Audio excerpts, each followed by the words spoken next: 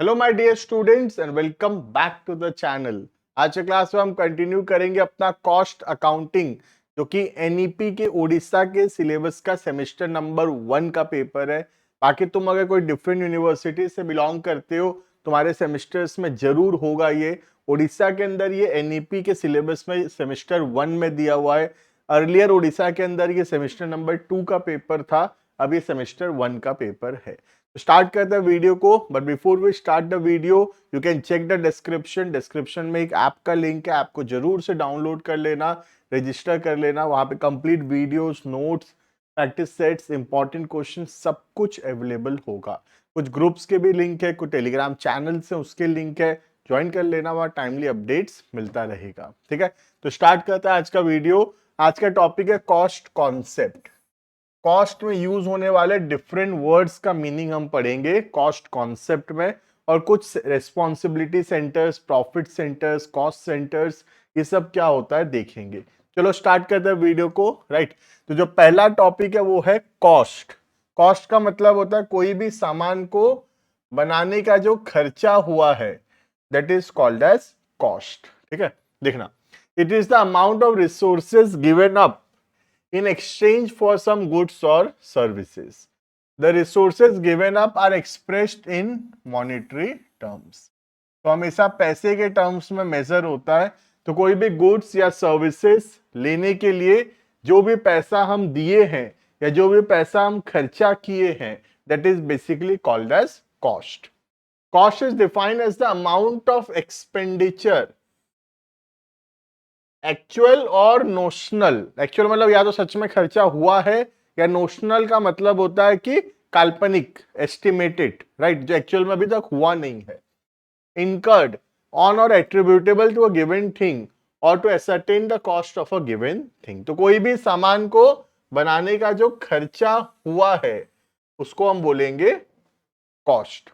The Committee on Cost Terminology of American Accounting Standard Association define cost as the foregoing in monetary terms। जो पैसा हम दिए हैं, foregone किए, foregone मतलब पैसा देना, मतलब सेक्रीफाइस करना। फॉरगॉन का एक्चुअल मतलब है सेक्रीफाइस करना। और potentially to be incurred in realization of the objectives of the management which may be manufacturing of product, या तो सामान बनाते वक्त या फिर रेंडरिंग ऑफ अ सर्विस, एक सर्विस देते वक्त। तो या तो गुड्स प्रोड्यूस करते समय, in case of manufacturing, goods बनाते वक्त, या in case of services, service देते वक्त जो पैसा खर्चा किए हम लोग, that is called as cost. Clear है ये? नेक्स्ट, उसके बाद आता है एक्सपेंस। एक्सपेंस क्या होता है देखना, expense are the cost which may be applied against the revenue of a particular accounting period। expense भी क्या है, खर्चा है, एक पर्टिकुलर अकाउंटिंग ईयर का, एक पर्टिकुलर अकाउंटिंग पीरियड का जो भी खर्चा हुआ है, that is called as expense। now revenue must be matched with the expense। Revenue को एक्सपेंस के साथ मैच करना जरूरी है। क्या कैलकुलेट करने के लिए? In order to calculate profit और loss of a business.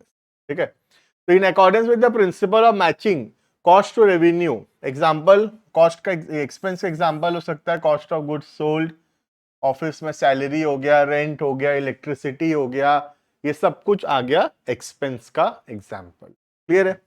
Next, loss. Loss क्या है? लॉस का मतलब है नुकसान होना। ठीक है, इट रिप्रेजेंट्स डिमिनिशन। डिमिनिशन का मतलब होता है वैल्यू कम होना। In ownership equity other than from withdrawal of capital for which no compensating value has been received.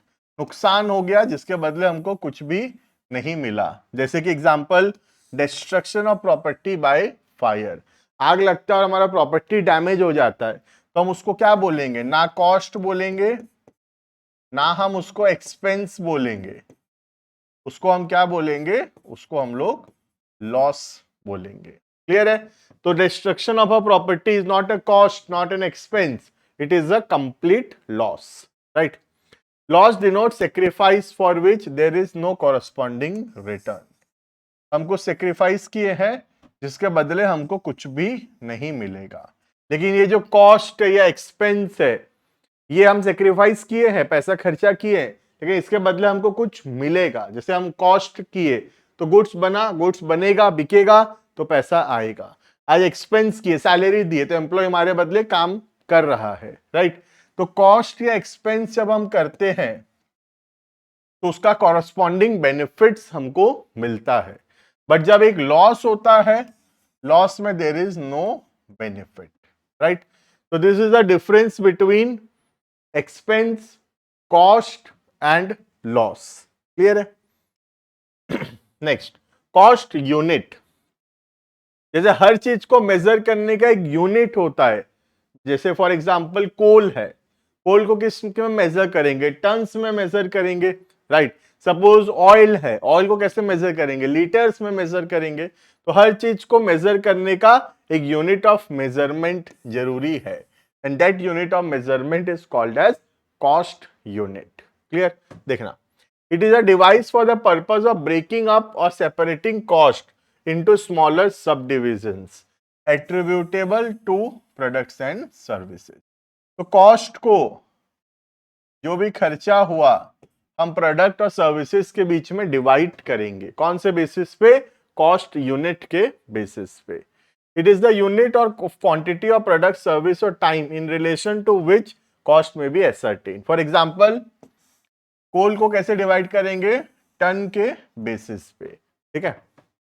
Cost unit are usually the units of physical measurement. For example, number, weight, area, volume, etc. जैसे rent है, rent को हम कैसे divide करेंगे? Area के हिसाब से, right. कोई सामान है उसको कैसे डिवाइड करेंगे? केजी के हिसाब से, ठीक है। कोल है, कैसे डिवाइड करेंगे? टन के हिसाब से। तो हर चीज को मेजर करने का एक यूनिट ऑफ मेजरमेंट होता है, वो यूनिट ऑफ मेजरमेंट को बोला जाता है cost unit, right. In case of industries rendering services, usually the unit is a compound of two measurement, since a single measure may be meaningless। जब भी हम सर्विस का बात करें तो दो यूनिट होता है यहाँ पे। जैसे कि स्पीड जब हम मेजर करते हैं, kilometre per hour, right, kilometre per hour. तो इसका मतलब क्या है? There is two unit, one is the kilometre, another is the hour। ये किसके केस में होता है? ये होता है इन case of services, right. Next, point number 4, cost centre. What is cost centre? Very important, क्योंकि आगे चल के चैप्टर्स के अंदर प्रैक्टिकल क्वेश्चंस पढ़ेंगे हम लोग। तो you have to know the meaning of the word cost centre, ठीक है। देखना, a cost centre is the smallest segment of activity और area responsible for which cost are accumulated. यहाँ पे वो डिपार्टमेंट जहां पे कॉस्ट सारा इंकर हो रहा है। Typically cost centres are departments, but in some cases a department may contain several cost centre. Generally एक डिपार्टमेंट जो है उसी को कॉस्ट सेंटर बोलते हैं। जैसे production department, marketing department, sales department, finance department, ये सब एक एक कॉस्ट सेंटर है, ठीक है। These cost centers are the departments or sub-departments of an organization with reference to which cost is collected for cost ascertainment and cost control। Clear? जैसे हम 5 product बनाते हैं, तो डिपार्टमेंट ए प्रोडक्ट ए के लिए, department B, department C, department D, department E, ये सबका अपना अपना कॉस्ट है। तो इन सबको क्या बोलते हैं हम लोग? Cost centre. तो जो कॉस्ट है कैसे डिवाइड होता है? इन डिपार्टमेंट में डिवाइड होता है, right. For example, although an assembly department may be supervised by one foreman, it may contain several assembly lines. Sometime each assembly line is regarded as a separate cost centre with its own assistant foreman, ठीक है। तो ऐसा हो सकता है कि assembly department, यहाँ पे प्रोडक्ट असेंबल होता है, असेंबली डिपार्टमेंट अपने आप में एक कॉस्ट सेंटर हो, या फिर ऐसा भी हो सकता है कि असेंबली डिपार्टमेंट के अंदर फिर बहुत सारा सब डिपार्टमेंट हो, और ये सारा सब डिपार्टमेंट अपने आप में एक एक कॉस्ट सेंटर है। क्लियर? कॉस्ट सेंटर का मतलब वो डिपार्टमेंट जिसपे सारा कॉस्ट इनकर हुआ है, जो कॉस्ट होगा टोटल उसको हम डिवाइड करेंगे डिपार्टमेंट्स में, such departments are called as the cost centres. Clear है ये? Next, profit centre. Profit centre का मतलब होता है वो डिपार्टमेंट जहां पे रेवेन्यू भी है और साथ में एक्सपेंस भी है। जैसे फॉर एग्जांपल तुमको देता हूं, जैसे मैन्युफैक्चरिंग डिपार्टमेंट है ना, प्रोडक्ट ए का मैन्युफैक्चरिंग डिपार्टमेंट, अब प्रोडक्ट ए का खर्चा भी हो रहा है और प्रोडक्ट ए को बेचेंगे तो उसमें रेवेन्यू भी आएगा, ठीक है। लेकिन फॉर एग्जांपल सोचो एक कार कंपनी का जो सर्विस डिपार्टमेंट है, जो कार सर्विसिंग करता है, उनका कोई रेवेन्यू नहीं है, वो तो फ्री में सर्विस दे रहे हैं, गाड़ी बेचे हैं हम लोग इसलिए फ्री में सर्विस दे रहे हैं। तो ये जो सर्विस डिपार्टमेंट है ये, इसमें कोई रेवेन्यू नहीं है, तो सर्विस डिपार्टमेंट जो है वो प्रॉफिट सेंटर नहीं है, ठीक है। देखना, a profit centre is that segment of activity of a business which is responsible for both revenue, जिसमें कमाई भी है, जो डिपार्टमेंट में कमाई भी है और जिस डिपार्टमेंट में खर्चे भी हैं, उसको बोलते हैं प्रॉफिट सेंटर, ठीक है। और कॉस्ट सेंटर में क्या है, सिर्फ कॉस्ट है, वहां पे कोई भी प्रकार का रेवेन्यू नहीं है, ठीक है। And discloses the profit of particular segment, और उसमें क्योंकि रेवेन्यू और एक्सपेंस है इसीलिए प्रॉफिट भी है। और कॉस्ट सेंटर में क्या है, कॉस्ट सेंटर में सिर्फ कॉस्ट है, वहां रेवेन्यू भी नहीं है प्रॉफिट भी नहीं है। Profit centre is defined as a segment of business entity by which both revenues are received and expenses are incurred, जहां रेवेन्यू भी आएगा, रेवेन्यू भी रिसीव होगा, सेल्स भी है और साथ ही साथ खर्चा भी है। तो वो डिपार्टमेंट जहां कमाई भी है और खर्चा भी है उनको बोलते हैं प्रॉफिट सेंटर। और वो डिपार्टमेंट जहां पे खाली खर्चा है, वहां कमाई नहीं है, खर्चा है सिर्फ, लेकिन खर्चा करना पड़ेगा, वैसे को बोलते हैं कॉस्ट सेंटर। जैसे मैं बताया कि कोई ऑटोमोबाइल्स ले लो, कार ले लो, उसमें जो सर्विस डिपार्टमेंट होता है उनका, वो सर्विस डिपार्टमेंट वो सर्विस देता है, फ्री में गाड़ी ठीक ठाक करके देता है, सर्विस देता है। क्यों? क्योंकि हम गाड़ी बेचे हैं, 3-4 फ्री सर्विस दिए, वारंटी दी है, तो उसके लिए हमको सर्विस देना पड़ेगा। जैसे मोबाइल खराब हो गया, हम सर्विस सेंटर में जाते, तो सर्विस सेंटर हमको हो सकता है फ्री में ठीक करके दे, तो फ्री में ठीक करके तो दिया, बट सर्विस सेंटर में तो खर्चा लग रहा है, सैलरी है, रेंट है, इलेक्ट्रिसिटी है, वहां तो सर्विस देने का खर्चा लग रहा है, तो वो सब क्या है, कॉस्ट सेंटर है। उनमें प्रॉफिट नहीं है, उनमें रेवेन्यू नहीं है, उनमें खाली खर्चा होता है, ठीक है। Next, a profit center is any subunit of an organization in which both revenues and costs are assigned. Profit center are created to relegate responsibility to individuals and measure their performance. Clear है ये? So this is all about the topic profit center. Next आता है cost objects and cost drivers. पहले हम लोग पढ़ेंगे इस slide में कॉस्ट ऑब्जेक्ट के बारे में, फिर हम नेक्स्ट स्लाइड में पढ़ेंगे कॉस्ट ड्राइवर्स के बारे में, ठीक है। देखना, cost object, this includes a product, service और cost centre activity, sub unit, project, contract, customer और डिस्ट्रीब्यूशन चैनल और any other unit in which the cost are ascertain. तो कॉस्ट ऑब्जेक्ट का मतलब कोई भी बेसिस जिसपे कॉस्ट कैलकुलेट होता है, कोई भी डिपार्टमेंट या कोई भी प्रोजेक्ट या पर कस्टमर या पर यूनिट, पर आर, ये सब क्या है, कॉस्ट ऑब्जेक्ट है, ठीक है। It is anything for which a separate measurement of cost is desired. In other words, if the user of accounting information want to know cost of something, this something is called as cost object. जब कोई भी चीज का हम cost पता लगाना चाहते हैं उसको बोलते हैं cost object, right.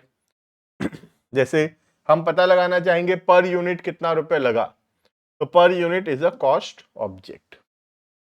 Example of cost object includes the cost of a product, एक प्रोडक्ट को बनाने का खर्चा कितना, एक सर्विस को देने का खर्चा कितना, ठीक है, कस्टमर को, हॉस्पिटल में पेशेंट का खर्चा कितना, ये सब कुछ आता है अंडर कॉस्ट ऑब्जेक्ट, ठीक है। तो कॉस्ट ऑब्जेक्ट का मतलब है कोई भी बेसिस जिसके बेसिस पे हम कॉस्ट को कैलकुलेट करते हैं, that is called as cost object. Clear है? Next, cost drivers, cost driver का मतलब the things which are responsible for the cost, the factors which affect the cost are called as cost drivers.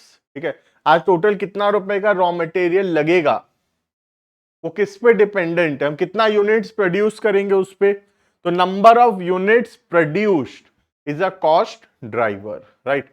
आज electricity का bill कितना आएगा depend करता है हम कितने लाइट्स ऑन करेंगे, कितना देर एसी चलाएंगे, तो ये जो कितना देर एसी चलाएंगे this is a cost driver, right. आज हम कितना यूनिट्स प्रोड्यूस करेंगे उसके हिसाब से पता चलेगा कितना लेबर कॉस्ट आएगा, तो number of units produced is a cost driver, right. हमारा पेट्रोल डीजल कितना लगेगा किस पे डिपेंडेंट है, हम कितना किलोमीटर गाड़ी चलाएंगे उस पे, तो kilometre is a cost driver. ठीक है, the thing which drive the cost is called as a cost driver. Clear, देखना, cost driver any factor that influences the cost, कोई भी चीज जो कॉस्ट को इन्फ्लुएंस करे। A change in the cost driver will lead to a change in the total cost of the related cost project. Example of cost drivers are, बहुत सारा हो सकता है, जैसे कितना यूनिट्स हम प्रोड्यूस करेंगे, कितना सेटअप्स करेंगे, कितना आइटम्स डिस्ट्रीब्यूट करेंगे, कितने कस्टमर्स को सर्व करेंगे, कितना एडवर्टाइजमेंट्स करेंगे, कितना सेल्स के लोगों को रखेंगे, कितने नंबर ऑफ प्रोडक्ट्स बनाएंगे, इन सब पे डिपेंड करता है हमारा टोटल कॉस्ट। तो जो चीज पे डिपेंडेंट है total cost, such things are called as cost drivers. नाम से पता चलता है कॉस्ट ड्राइवर का मतलब वो चीज जो कॉस्ट को ड्राइव करता है, कॉस्ट को इन्फ्लुएंस करता है, such things are called as cost drivers. Clear है? Next, responsibility centre. देखना, इसमें हम लोग ऑलरेडी जो पढ़ लिए, cost centre we have read, profit centres we have read. ठीक है, तो 1 और 3 हम ऑलरेडी पढ़ चुके हैं, सेम ही है। रेस्पॉन्सिबिलिटी सेंटर के अंदर 4 टाइप का चीज है, हम इसमें पढ़ेंगे एक रेवेन्यू सेंटर, नाम से पता चल रहा है सिर्फ उसमें क्या होगा, रेवेन्यूज होने वाला है, कमाई होने वाला है, और दूसरा हो गया इन्वेस्टमेंट सेंटर। ठीक है, तो मैं फिर से रिपीट नहीं कर रहा तुमको कॉस्ट सेंटर और प्रॉफिट सेंटर, हम डायरेक्टली बढ़ेंगे रेवेन्यू सेंटर और इन्वेस्टमेंट सेंटर्स के तरफ। तो देखना, revenue centre, the responsibility centre which are accountable for generation of revenue, वो डिपार्टमेंट जो जिम्मेदार है सेल्स करने के लिए, रेवेन्यू जनरेट करने के लिए, जैसे सेल्स डिपार्टमेंट, इनका काम ही है सेल्स करना, तो सेल्स डिपार्टमेंट क्या है, रेवेन्यू सेंटर है।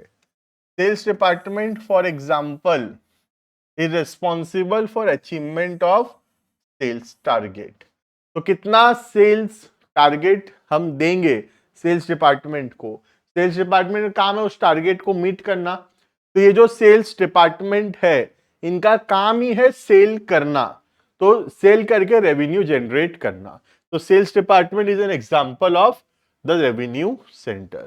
ठीक है, though revenue centre do not have control on expenditure it incurs, but sometimes expenditure related to selling activities like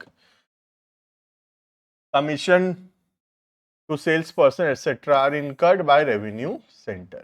तो वैसे तो रेवेन्यू सेंटर जिम्मेदार है सिर्फ रेवेन्यू के लिए, मतलब सिर्फ सेल्स के लिए, इनका एक्सपेंस पे कोई भी कंट्रोल नहीं है, बट कुछ एक्सपेंसेस इनके कंट्रोल पे रहता है, जैसे कमीशन ऑन सेल्स, जितना बेचेंगे उतना कमीशन देंगे, तो ये थोड़ा बहुत इनके हाथ में है, वरना कोई भी खर्चा इनके हाथ में नहीं है, कॉस्ट इनके हाथ में नहीं है, इनके हाथ में सिर्फ इनका रेवेन्यू है, इसलिए इनको नाम दिया गया है रेवेन्यू सेंटर्स।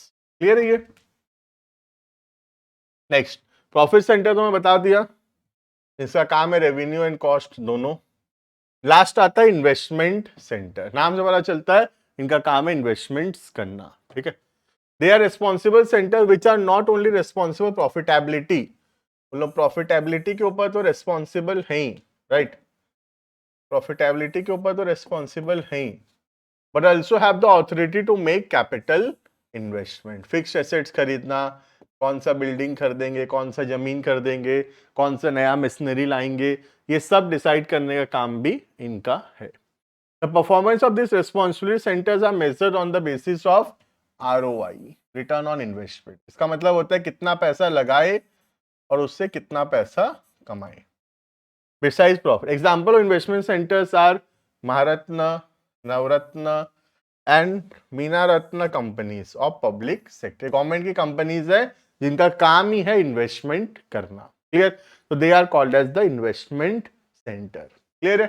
तो this was all about what are the cost drivers, cost objects, right, and what are the profitability, profit centre, responsibility centres, investment centres, ये सब के बारे में हम लोग कवर कर लिए हैं। क्लियर है?